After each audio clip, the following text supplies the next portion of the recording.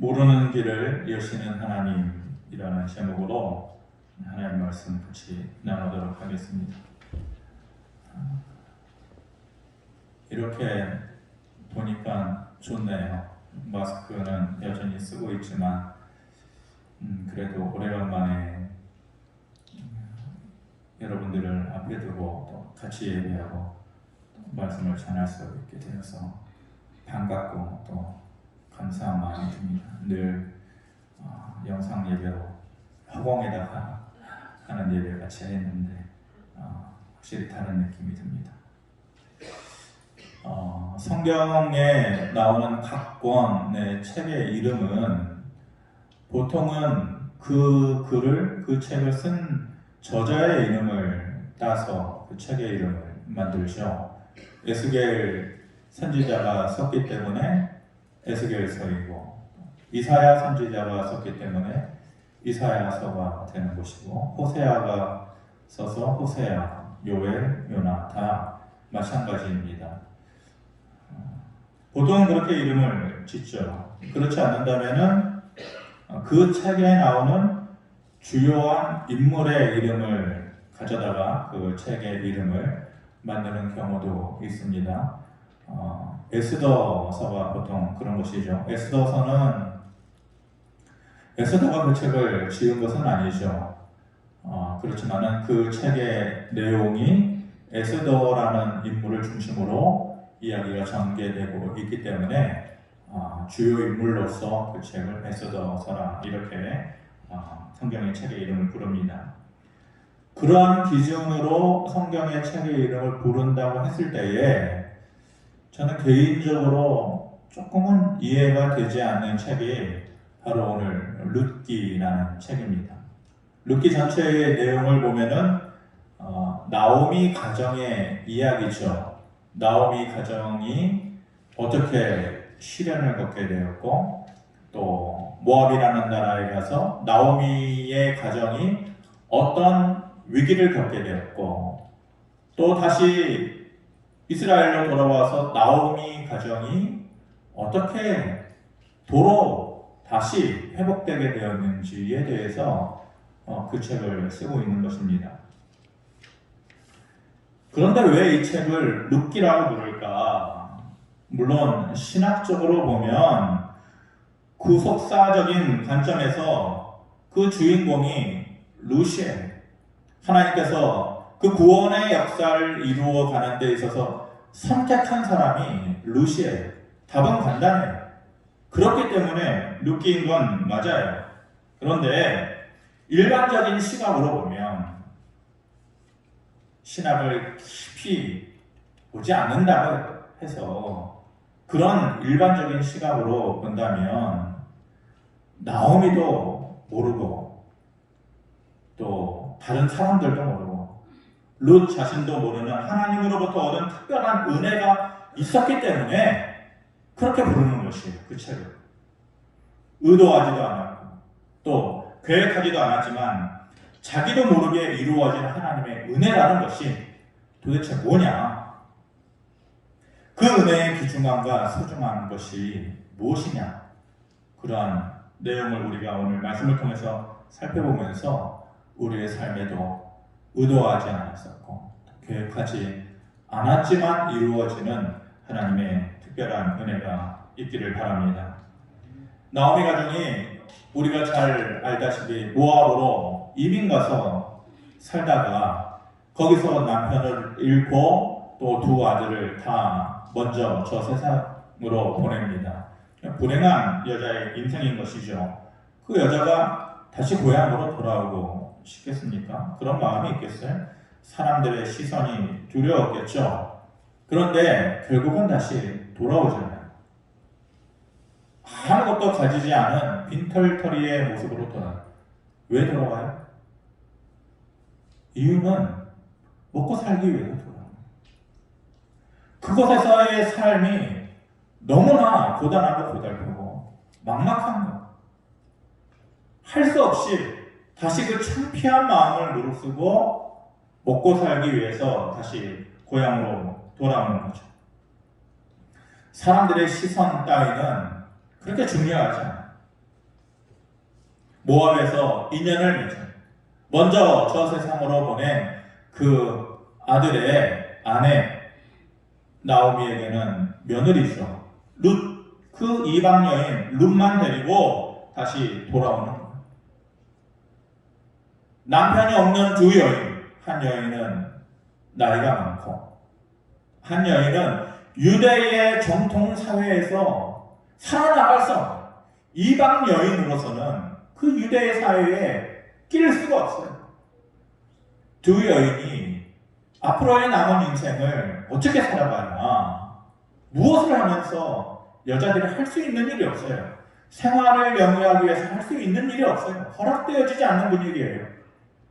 앞으로의 남은 인생을 무엇을 하면서 그들의 인생을 채워나갈 수 있을까, 아주 막막한 인생들이었습니다. 그런데 이 과정에서 룻이 생각하지도 못하고 계획하지도 않았던 일들이 일어나는 것이죠. 그것은 룻에게 있어서는 기적과도 같은 하나님의 손길이었던 것입니다. 먼저 어떤 일이 일어났나? 첫 번째로 하나님께서 룻에게 우연한 만남을 허락해 주셨어요. 3절, 4절 말씀 같이 이어서 보겠습니다. 오래간만에 우리 현장에서 말씀 같이 큰 소리로 읽어보겠습니다.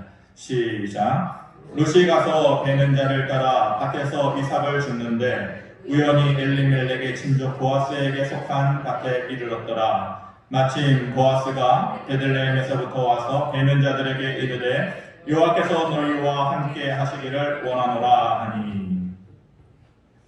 룻이 얘기하는 거죠. 어느 날 배가 고파가지고 시어머니 나오미에게 말합니다. 어머니, 어찌됐건 제가 한번 나가보겠습니다. 누구의 밭이라도 가서 거기서 구걸을 하든 죽든 한번 나가보겠습니다. 그래서 우연히 가게 된 밭이 엘리멜렉의 친족이었던 보아스가 가지고 있는 밭이에요. 엘리멜렉이 누구입니까? 이 나오미의 죽은 남편 아니에요. 그러니까 이 며느리 룻이 우연찮게 가게 된 곳이 시아버지의 친족이었던 보아스라는 사람의 그 밭으로 가게 된 것이에요. 근데 보아스가 어떤 사람이라 그래요? 성경에서 유력한 자다. 요즘으로 얘기하면 잘 나가는 사람. 경제적으로도 잘 나가고 세상적인 지위로도 못할 것이 없는 그렇게 훌륭한 사람이었다는 것이에요. 그것만 해도 우연하게 만나게 된 기회인데 4절에 뭐라고 합니까? 마침 보아스가 베들레헴에서 와서 자기 땅을 둘러보고 있었다. 이렇게 말합니다. 요즘으로 얘기하면 보아스라는 사람 어떤 사람이에요? 강남 한복판에 큰 빌딩을 가지고 있는 지주회사 사장 정도 되는 거예요. 보통은 하청을 준다든지 소작을 둬가지고 농사를 짓게 하고 거기에서 나오는 이익만 취하면서 그것만으로도 만족하면서 살 수 있는 그런 사람이에요. 아마도 그런 보아스가 머무는 곳이라는 것은 예루살렘과 같은 큰 도시였겠죠. 사람들이 북적대고 상업적인 중심 도시였던 거기에 머물렀을 것이에요. 베들레헴이라는 산골짜기에 올 일이었어요. 시골 촌동네에 올 일이 없는 것이에요. 베들레헴이 예루살렘으로부터 남쪽으로 약 8km 정도 떨어진 곳에 위치한 아주 작은 동네. 예나 지금이나 낙후되고 지금도 그래요. 팔레스타인 자치기구 안에 있는 그것도 아주 낙후되고 가난한 곳이에요. 그때나 지금이나 별반 다를 것이 없어요. 근데 마침 그곳에 갔다. 그러니까 자주 간 곳이 아니에요. 갈 일이 없었던 것이에요. 상황으로 놓고 보면 보아스가 베들레헴에 갈 상황이 아닌데 우연으로 또 다른 우연으로 베들레헴에 간 것이에요. 그렇게 룻도 우연히 보아스의 밭에 가게 된 것이고 보아스도 우연히 그곳에 가서 서로가 만남을 가지게 되는 것이죠. 이 만남은 룻도 그렇고 보아스도 그렇고 전혀 생각하지 않았고 계획하지 않았던 것이에요. 그런데 룻에게 있어서는 이 만남이 그녀의 인생을 송두리째 바꿔놓는 기적의 첫 번째 열쇠가 된 것이고 숨어져 있었던 하나님의 손길이 거기에 있었다는 것입니다. 두 번째로 그가 모르게 이루어진 하나님의 은혜가 무엇입니까? 뜻밖의 도움을 받게 돼요. 거기서 루시, 그 만남에서 룻은 생각만 해도 가슴 벅찬 그 만남의 과정을 쭉 드라마처럼 연결해 보면 생각만 해도 가슴 벅찬 그런 기쁨이 있었어요. 8절에 이렇게 얘기합니다. 보아스가 룻에게 이르되 내 딸아 들으라. 이삭을 주우러 다른 밭으로 가지 말며 여기서 떠나지 말고 나의 소녀들과 함께 있으라. 이렇게 말합니다. 보아스가 모르는 여자가 와가지고 일하고 하고 있거든요. 물어보니 이방 여인이래요. 그 여인에 대한 소식을 보아스님이 들었어요. 그래서 룻에게 말하기를 다른 밭으로 가지 말아라. 이제 너 다른 밭으로 갈 필요 없다. 이리저리 도움을 구하러 떠돌아다니지 않아도 된다라는 거예요. 전셋값이 많이 올랐다고 그럽니다. 이사 저도 한 20번 다녔거든요. 예. 때 되면은 눈치 보고 여기 집 주인들 많으시죠? 예. 그거 올려받지 말아요. 예. 웬만하면 그냥 살라 그래요. 예. 다 전세 살았던 월세 살았던 경험들이 다 있으시잖아요. 그거 왜 이렇게 못되게 그래요? 그냥 살라 그래요. 눈치 보면서 돌아다니면서 살아야 되는 새벽에 그 을지로나 저기 가면은 새벽 인력시장에 나와가지고 드럼통에 불 떼놓고 눈치 보는 거예요. 오늘 나한테 일거리가 떨어질까? 오늘 내 앞에 봉구가 한 대 서줄까? 그 봉구 서주면 그 안에 들어가가지고 오늘 하루 일당하러 일하러 가는 거잖아요. 이리저리 먹고 살기 위해서 또 따라다녀야 되는 그런 인생. 고달픈 인생이죠. 그럴 필요 없다. 다른 소녀들과 함께 있으라 그렇게 얘기해요. 추수하는 사람들이 앞에 나가서 볕단을 다 자르면은 그 뒤로 여자들이 하는 일이 그거예요. 가가지고 볕단을 묶어주는 일이에요. 근데 그 일도 일거리가 없는 거예요. 근데 룻에게 내 하녀들과 같이 따라다니면서 그 일을 하라는 거예요. 그러면서 마음껏 이삭을 주울 수 있도록 권한을 주는 거예요. 전에는 눈치 보면서 했는데 마음껏 주워 다녀라.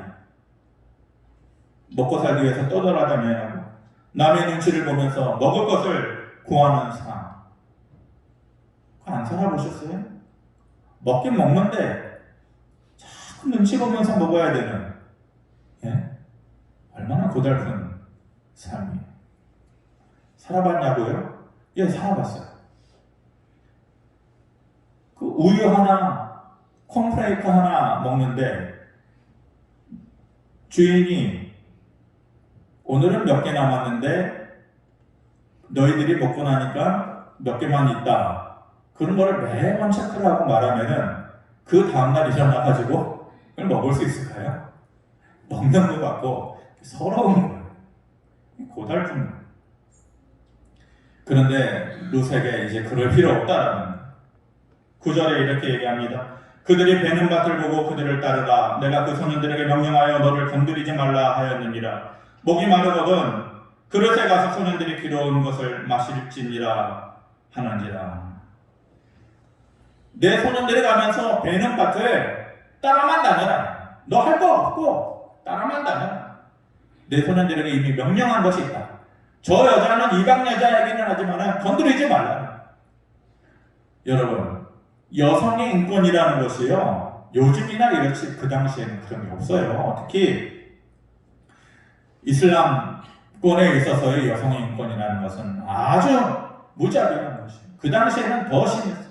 그냥 그 소년들이 까딱 잘못 안 좋은 마음을 먹으면 몸도 버리고 마음도 버리고 인생도 버리는 그런 삶인 것이에요. 이미 인생의 슬픔을 겪은 여자인데 중첩되고 어려운 일이 계속해서 생겨날 수도 있는 것이에요. 그런데 보아스가 완전하게 신변보호를 울타리를 딱 쳐주는 거죠. 그러면서 소년들이 길어온 물을 마셔라. 이렇게 얘기했죠. 말도 안 돼요.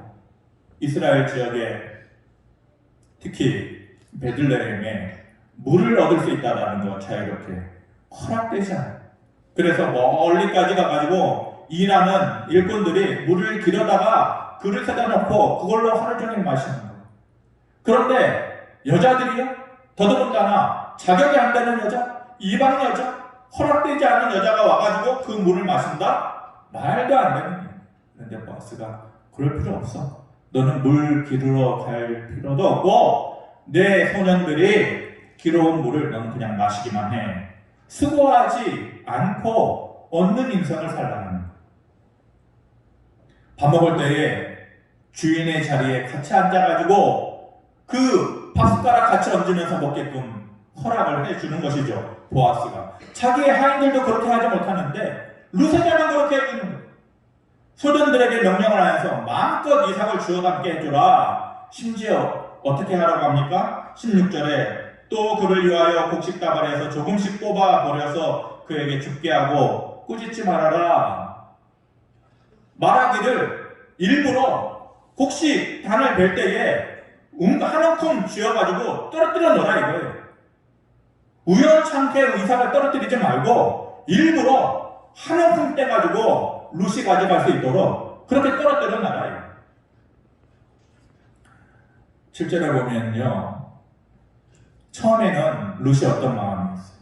아무도 모르는, 자기를 알아주지도 않는, 정말로 그 누군가의 밭에 가가지고 눈치 보면서 떨어져 있는 그 이삭 몇 조각을 주워가지고 와가지고 입에 풀칠이라도 하면은 좋겠다. 그것만 해도 감사하겠다라는 생각이었는데 생각지도 못하는 그 도움의 손길이 넘치도록 지금 부어주고 있는 것이에요. 그렇게 해서 얼마만큼의 보리를 루시 얻게 되었습니까? 17절에 한번 같이 봅니다. 시작. 루시 밭에서 저녁까지 줍고 그 주운 것을 떠니 보리가 한 에바쯤 되었다. 한 에바나, 하루에 나가가지고 한 에바나 얻었다. 슈퍼에 가면 여러분들 쌀 몇 킬로 사갖고 집에 옵니까? 주로? 20킬로요? 이거예요. 한 에바. 23리터나 되는 한 12대 정도 된다. 하루에 나가가지고 이삭 떨어진 그 이상 몇 톨 가지고 입에 풀칠하면서 살아야 되는 인생인 줄 알았는데, 그런데 어느 날 아침에 한순간에 한꺼번에 하나님께서 도움의 손길을 주셔서 23리터나 되는 그런 보리를 얻게끔 해준 것입니다. 18절에 보니까 그 많은 것을 자기가 배불리 먹고 와가지고 누구한테 내밀었다 그래요? 시어머니한테 그거를 내밀어요. 나오미한테 그거를 내밀고 있는 거예요. 그녀의 표정이 어땠을까요? 룻의 표정이 어땠을까요? 그 전날만 하더라도 두렵고 우울하고 슬프고 아프고 잔뜩이 다 어두워져 있는 그 얼굴이었는데 이제는 당당하게 내미는 거예요. 시어머니한테 내미는 거예요. 그 삶이 채워지는 삶이 되고 그 삶이 자기도 모르게 위로받는 인생이 된 것이고 삶의 소망을 가지게 된 얼굴로 내미는 거죠. 시어머니한테 자신 있게 내미는 거예요. 마지막으로 그가 모르게 이루어진 그 은혜가 무엇입니까? 가슴 벅찬 인생을 하나님께서 완성해 주셨어요. 가슴 벅찬, 감당할 수 없는 기쁨. 제가 그렇게 기도를 하거든요. 하나님 주시려면 제가 감당하기 어려운 기쁨을 허락해달라고. 기쁜 건데 막 가슴 벅찬 기쁨을 허락해달라고 주시려면. 근데 하나님께서 룻에게 그런 인생을 완성시켜 주셨어요. 마태복음 1장 1절에 이렇게 얘기해요. 아브라함과 다윗의 자손 예수 그리스도의 계보라. 5절에 살몬은 라합에게서 보아스를 낳고 보아스는 룻에게서 오벳을 낳고 오벳은 이새를 낳고 이새는 다윗 왕을 낳았다. 이렇게 얘기합니다. 다윗의 자손 예수 그리스도의 계보라 라고 말하면서 그래서 예수님의 조상이 누구예요? 다윗이라는 거예요. 예수님의 조상이 그 계보에 족보에 다윗으로 딱 못 박혀 있어요. 그 다윗의 아버지가 누구예요? 이새의 아버지가 오벳이에요. 그 오벳의 아버지가 바로 지금 우리가 보고 있는 이 보아스예요. 그러니까 다윗에게 있어서의 증조 할머니가 루시 된 거예요. 루시. 도저히 이방 여인으로서는 꿈꿀 수 없는 일이죠. 정통 유대인들은요, 이방 사람들을 쳐다보지도 않아요. 사람 취급하지도 않았어요. 더더군다나 여자를요? 이방 남자도 그런데 여자를요? 말도 안 되는 소리예요. 예수 그리스도의 계보에 들어올 수 있다고요? 그런 신분? 안 돼요. 출생 자체가 안 돼요. 그렇게 그냥 이방 사람으로 흘러가다가 그렇게 끝나는 인생이에요. 그렇게 정해진 삶처럼 보였는데 더 이상 달라질 것이 없는 삶처럼 보였는데 다윗의 자손 예수 그리스도의 계보에 이방 여인의 이름으로 떡하니 거기에 올려질 수 있는 도저히 감당하기 힘든 가슴 벅찬 인생을 하나님께서 마지막으로 완성시켜 주신 것이 그 자손들에게 부끄럽지 않은 거죠.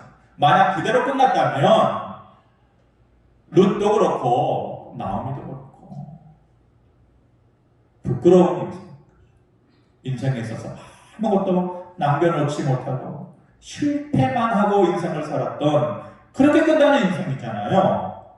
그런데 자손들에게 부끄럽지 않은 인생이 되었어요. 자랑할 수 있는 인생이 되었어요. 너는 누구를 존경하느냐?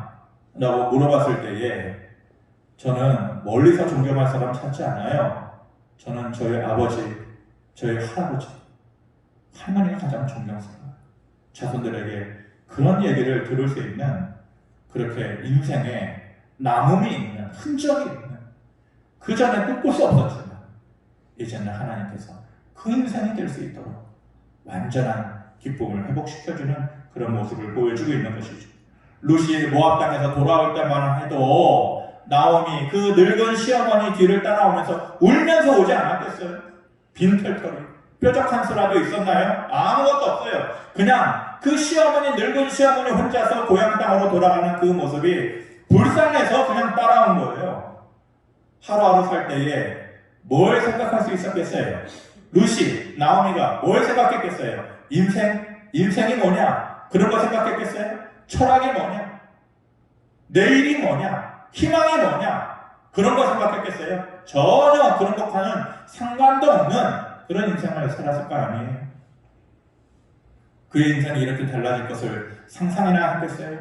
기대나 하면서 살았겠어요? 내일이면 또 누구의 밭에 가야 되나?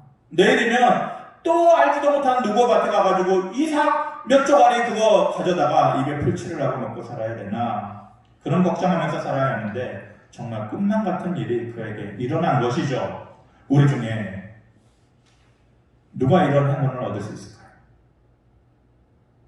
누가 이런 은혜를 받을 수 있을까요? 도대체 어떻게 하면 우리도 신앙생활을 하면서 어떻게 하면 하나님의 이 축복을 받고 이 우연한 만남을 우리가 가질 수 있을까요? 물론 신학적으로는 정해져 있는 답이 있어요. 답이 뭔지 알아요? 하나님의 섭리예요. 하나님의 뜻이에요. 구속사적으로 이루어지는 하나님의 섭리다. 하나님의 계획이다. 하나님의 뜻이다. 그런데 제가 목사로 그렇게 설교해야 되는데 여러분 그게 하나님의 섭리입니다. 하나님의 뜻 안에 있는 사람이 이런 복을 받습니다. 하나님의 계획 안에 따르는 사람이 이런 우연한 만남을 가지게 됩니다. 그렇게 얘기해야 되는데 그렇게 얘기하자니 마음이 너무 무거워요. 너무 멀리 있는 것 같아요. 우리도 얼마나 하루하루의 삶을 살면서 이 우연한 만남을 꿈꾸면서 살아갑니까? 얼마나 하나님의 이 축복을 꿈꾸면서 어디면서 사랑합니까? 먼 얘기 같아요. 다가오지 않는 얘기 같아요.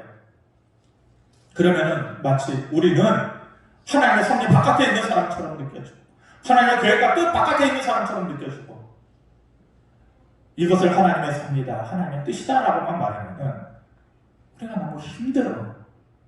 비참해지는 것 같아요. 그런데 제가 왜 오늘 본문은 이 한 구절 때문에 제가 본문을 정한 거예요. 저는 못 봤던 구절이 하나가 있어요. 그 구절을 보면서 먼저 이해가 되더라고요. 그러면서 위로가 되더라고요. 거기에는 루시라고 하는 한 여자의 하나님을 향한 처절한 고백이 있어요. 그게 보이더라고요.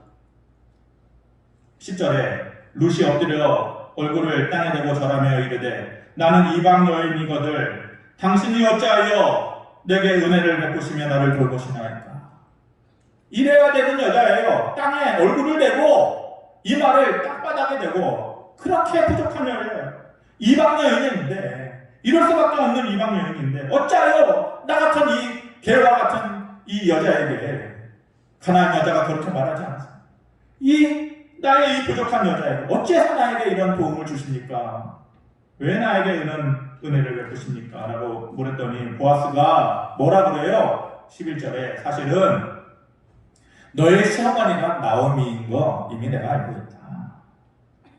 너가 고향을 떠나서 어려운 남의 나라에 나와가지고 타국에서 시어머니 봉양하면서 늙은 시어머니 봉양하면서 사는 모든 일을 내가 분명히 들어서 알고 있다라고 말해요. 이미 다 알고 있었대요. 보아스가 이미 다 알고 있었대요. 다 보고 있었대요. 다 들었대요. 그러면서 분명히 알고 있다. 마치 하나님께서 우리의 삶을 다 들여다보시는 거죠. 12절에 그러면서 보아스가 이렇게 얘기합니다. 여호와께서 내게 행한 일에 보답하시기를 원하며 이스라엘의 하나님 여호와께서 그의 날개 아래에 보호를 받으러 온 너에게 온전한 상 주시기를 원하노라. 이렇게 하나님의 보호 아래, 그 날개 아래에 보호를 받으러 온 그 너에게 하나님께서 상 주시기를 원합니다. 실제로는 보아스가 이 말을 하면서 자기가 주고 싶었던 거예요. 그 상을.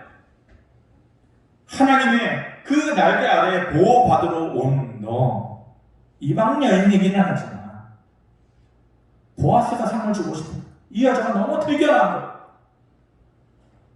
그랬더니 이 13절의 말씀이 오늘 전체의 말씀이에요. 이 말씀이 우리 눈에 들어와야 돼요. 같이 한번 보겠습니다. 시작. 루시 이르되 내 주여 내가 당신께 은혜 있기를 원하노이다. 나는 당신의 하녀 중에 하나와도 같지 못하오나 당신이 이 하녀를 위로하시고 마음을 기쁘게 하는 말씀을 하셨나이다. 그의 날개 아래 보호받으러 온 너에게 상 주시기를 원한다. 그랬더니 루시요 땅에 바짝 엎드려가지고 그 땅바닥에 이마를 댈 수밖에 없었던 그 비천한 여인이요 그 말을 덥석 무는 것이요. 그러면서 말하기를 내 주여 내가 당신께 은혜 있기를 원합니다.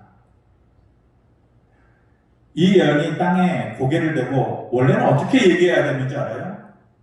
이방 여인이기 때문에 개, 돼지처럼 취급받는 여인이었기 때문에 원래는 그녀의 입에서 이 말이 나와야 돼요. 사실은요 주인님 제 시어머니는 유대인이거든요. 당신들의 정통사회에서 받아들여질 수 있는 유대인이거든요. 제 시어머니는 나이가 많아요. 희망이 없어요. 그런데 듣자하니 보아스 당신과 친족인 엘리멜렉의 아내예요. 그러니까 제발 제 힘없는 봉양하는 시어머니를 생각해서라도 은혜를 베풀어 달라고 사실은 그렇게 얘기해야 돼요. 자기는 너무 부끄러우니까 자기는 자격이 안 되니까 그렇게 얘기해야 되는 거예요. 그런데 물러나지 않아요. 루시 얼굴을 땅에 대고 부끄러운 마음에 뭐라고 얘기해요? 내 주여, 내가 당신께 은혜 받기를 원하노이다. 자격이 없지만 당신들의 하냐 중에 한 명의 고난도 가지고 있지 못하지만은 부끄럽지만 그리고 과감하게 그리고 처절하게 말하고는 내가 당신께 은혜 받기를 원합니다. 이 장면이 그림이 그려지는 것이죠. 하나님의 날개 아래 보호받으러 오는 터덜터덜 그 하나님의 날개 아래 보호받으러 오는 그 지쳐있는 룻의 모습이 그림 그려지는 거예요. 위로받을 것이 없어서 힘없이 와서 그 앞에 서 있는 룻의 모습이 보여지는 거예요. 그리고 그 입에서 힘겹게 나오는 한마디의 말이 내 주여, 내가 당신께 은혜 받기 위해서 여기 있나이다. 우리가 오래간만에 그 예배드리지 못하는 삶을 털고 오늘 여기 왔어요. 그 모습이 이 모습이에요. 주의 날개 아래에 보호받으러 온 너희여. 룻이 서 있는 자리에 지금 우리가 서 있는 거예요. 주의 날개 아래에 보호받으러 온 너가 우리예요. 그러면 그녀의 입에서 나오는 그 외마디에 그 처절한 간절한 한마디의 고백이 우리에게 있어요. 내 주여, 내가 당신께 은혜 받기를 원하나이다. 이 말이 우리에게 있어요. 룻이 아침부터 알지 못하는 남의 집에 밭에 들어가서 떨어진 이삭을 주었어요. 먹고 살기 위해서 그렇게 하는 거예요. 늘 그렇게 하는 거예요. 그런데 먹고 살기 위해서 늘상 루틴으로 정해진 일을 하는 삶이었는데 전혀 생각하지 못했던 일들이 일어난 거예요. 전혀 모르던 인생의 길을 하나님께서 열어주신 거예요. 여러분들 오늘 예배당 문 열고 나아가서 내일 일주일의 삶을 문을 열 때에 그게 마치 룻의 마음 아니겠어요? 아무도 나를 알아주지 않는 그 세상에 남의 밭에 들어가서 오늘은 몇 가락의 이삭을 주어서 입에 풀칠하고 살까? 막막한 삶, 걱정되고 고민되는 삶. 그런 우리가 이 한마디의 말 우리의 입술 끝에 담아두기를 바랍니다. 내가 당신께 은혜 있기를 원하나이다. 그런 우리의 모습 속에 내가 모르는 것을 준비해 주시고 내가 모르는 인생의 길을 열어주시는 하나님의 손길이 있게 되어지기를 주님의 이름으로 축원합니다. 고마우신 아버지 하나님, 다 준비하고 다 이루고 다 즐거워하고 그러면서 살면은 참 좋겠다, 행복하겠다 하겠지만 돌아보면은 다 이룰 수도 없었고 다 손에 쥘 수도 없었고 오히려 남아있는 것은 빈 공간뿐인 우리의 삶을 느낄 때가 많이 있습니다. 아버지 하나님, 우리들의 그 고단하고 가난한 삶 위에 내일이면은 우리에게 주어질 내가 알지 못하는 인생의 길, 내가 모르는 것을 준비하시는 하나님의 손길이 있기를 원합니다. 내 주여, 내가 당신께 은혜 있기를 원합니다. 이 말이 우리에게 또 다른 인생의 힘의 부메랑이 되어서 우리에게 채워지는 놀라운 은혜를 하나님 허락하여 주시옵소서. 예수님의 이름으로 기도합니다. 아멘.